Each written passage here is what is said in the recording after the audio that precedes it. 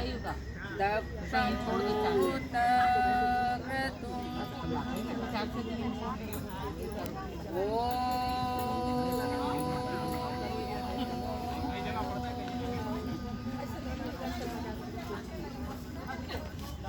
शांति शांति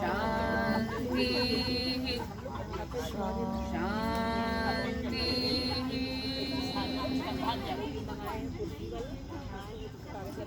इस मंत्र में ये कितने छोटे छोटे से मंत्र हैं, लेकिन कितनी गूढ़ बातें इनमें कही गई हैं। इसमें कहा गया है कि हमारा मन, हमारी शक्ति और हमारा कर्म कैसा हो, कल्याणात्मक। ये ईश्वर से प्रार्थना की गई। भद्रम माने कल्याणात्मक।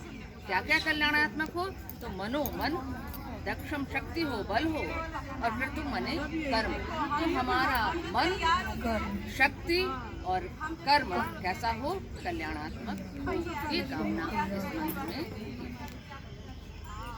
और आज मन हुआ मेरा कि महर्षि भारद्वाज जी के बारे में कुछ आप लोगों से चर्चा। हम प्रयागराज में रहते हैं और हमारे लिए वैसे तो सभी धन्य हैं, सभी ऋषि मुनि योग्य हैं, लेकिन चूंकि साक्षात हम उनकी नगरी में वास करते हैं और बहुत अच्छा लोगों ने किया है जो उनकी प्रतिमा लगाई है। आप जब भी उधर से निकलिए आपका सर नत मस्तक होगा। आप अगर दिन में 100 बार भी उधर से निकलेंगे तो कोई बार ऐसा नहीं जाएगा कि आपका सर नत। ये है श्रेष्ठता हमारे ऋषियों। तो भारद्वाज ऋषि के विषय में कहा जाता है कि ये बृहस्पति और ममता के पुत्र और बहुत विद्वान थे, बहुत वेद शास्त्र का अध्ययन करने में।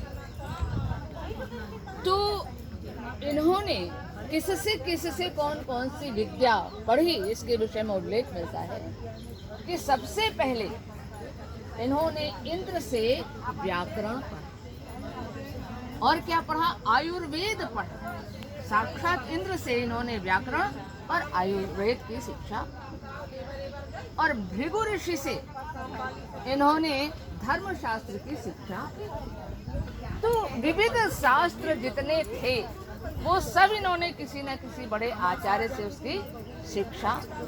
और स्वयं एक ग्रंथ है यंत्र सर्वस्व, उस ग्रंथ की उन्होंने रचना।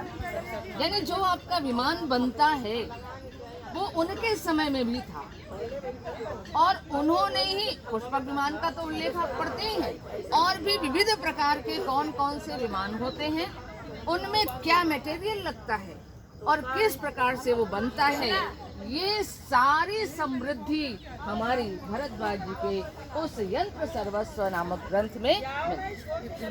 बाद में फिर अन्य आचार्य ने उसको विमान करके विमान शास्त्र के नाम से उस ग्रंथ को प्रकाशित कराया।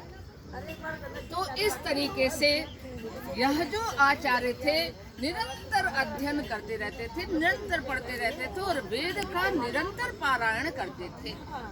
तो आपको पता है जीवेम शरदः शतम पश्येम शरदः शतम, हमारे यहाँ से हमेशा ये परंपरा रही है कि हम 100 वर्ष तक जिए। तो जब 100 वर्ष हो गया और इंद्र बहुत खुश हुए और इंद्र आए तो उन्होंने प्रसन्न होकर कहा कि गुरुदेव आप जो भी याचना करना चाहें वो याचना कर।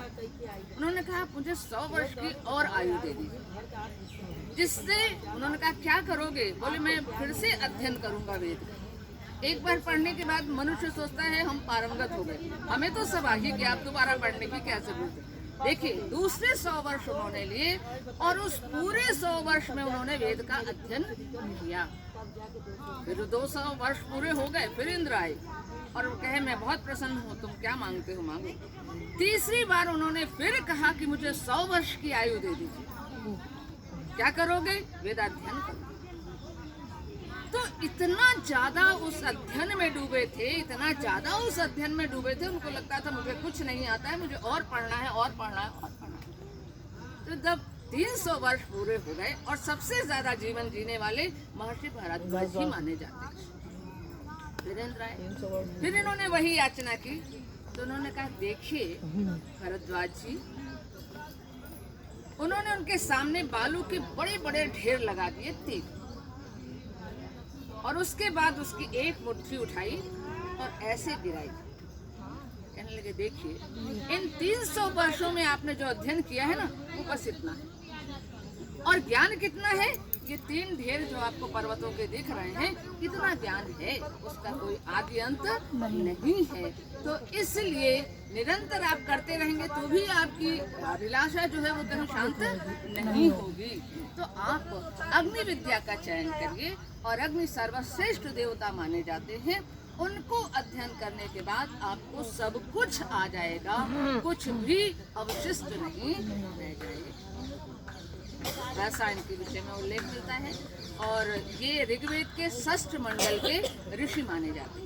इन्होंने ऋग्वेद का 6ठा मंडल जो है उसके कुछ मंत्रों का दर्शन किया आत्म साक्षात।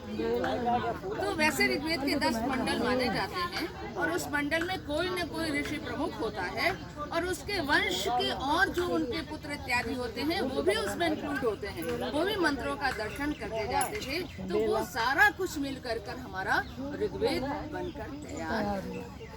तो महर्षि भरद्वाज के 10 पुत्रों का उल्लेख होता है, वो भी उनका भी उसमें योगदान है मंत्र साक्षात्कार करने।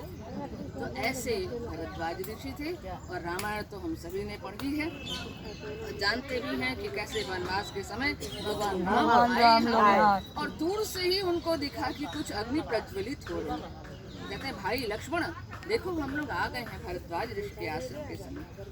और उसके बाद फिर वो कैसे आए और कैसे उनका आतिथ्य सत्कार किया भरद्वाज ऋषि ने, तो उनकी महिमा का कोई अंत नहीं है।